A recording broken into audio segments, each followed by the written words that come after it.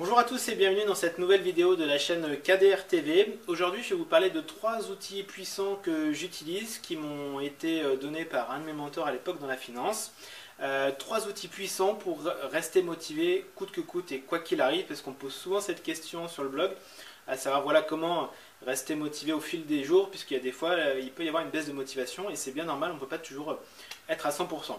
Alors premier outil que j'utilise qui est très intéressant, qui est peu connu, c'est tout simplement un petit cahier comme ça, j'aurais pu vous prendre, feuille blanche, vraiment feuille blanche, et en fait chaque soir vous écrivez sur votre petit cahier blanc toutes les choses que vous avez entrepris dans la journée et qui se sont bien passées.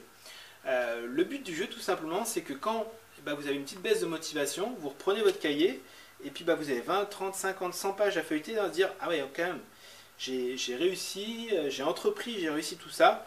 Et ça vous remet un petit coup de boost pour repartir et de dire ok demain au lieu de faire la grasse mat je me lève et puis j'y vais. Deuxième outil que j'utilise, c'est ce qu'on appelle l'étoile intégrale, c'est-à-dire vous mettez votre année au milieu de la feuille et puis vous mettez tout autour de cette feuille A4 les objectifs que vous voulez réaliser cette année.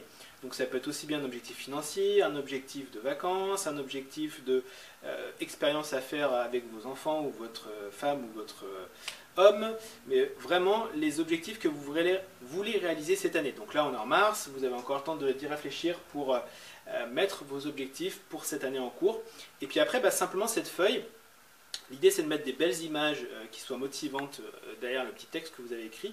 Et puis de la mettre dans différents endroits de la maison ou même dans la voiture pour que, évidemment, quand il y a un petit coup de mou, vous regardez votre étoile intégrale et vous dites tiens, je ne vais pas baisser les bras aujourd'hui, je vais y aller parce que j'ai envie de réaliser ce pur voyage en République Dominicaine cet été avec ma femme et du coup, je continue. Donc cette étoile intégrale, moi je vous conseille de la mettre dans deux endroits stratégiques qui sont les toilettes et la salle de bain. Puisque c'est deux endroits où on passe un petit peu de temps et où généralement on peut gamberger et penser à différentes choses.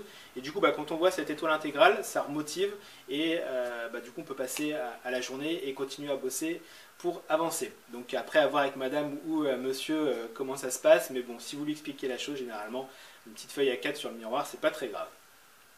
Et puis dernier outil que j'utilise, et celui-ci c'est celui que je trouve le plus puissant, alors il prend un peu plus de temps à faire, c'est ce que j'appelle le cahier des 100 objectifs.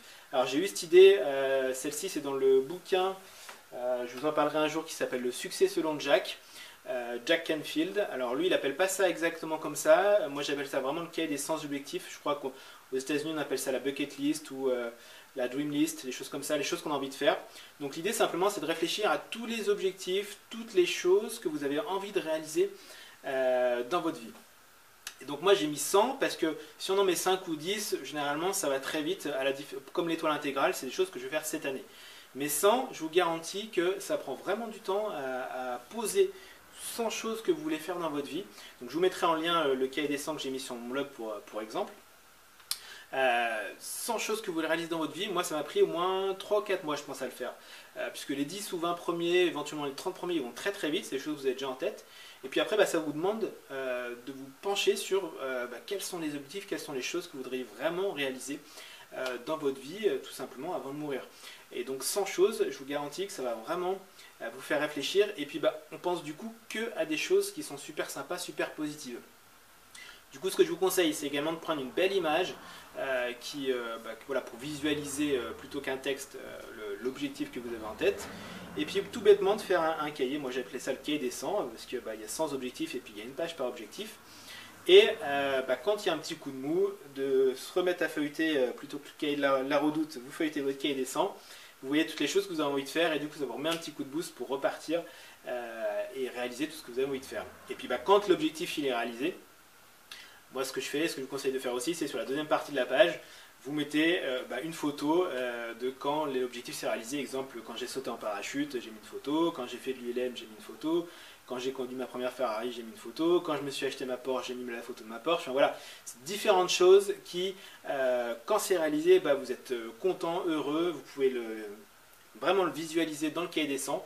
Et je vous garantis que cet outil, en tout cas pour moi, il est hyper puissant quand il y a un petit coup de mou, cahier des 100 et ça repart. Donc voilà, dites-moi vous si vous avez d'autres idées de motivation comme ça enfin en tout cas pour rester motivé dans le temps grâce à des outils. Avec plaisir, j'échange avec vous sur ces différents outils que vous avez. Et puis dites-moi ce que vous pensez des 3 que je vous ai donnés. Je vous laisse mettre un petit pouce pour dire que vous avez apprécié la vidéo, vous abonner à la chaîne. Et puis je vous dis à très bientôt.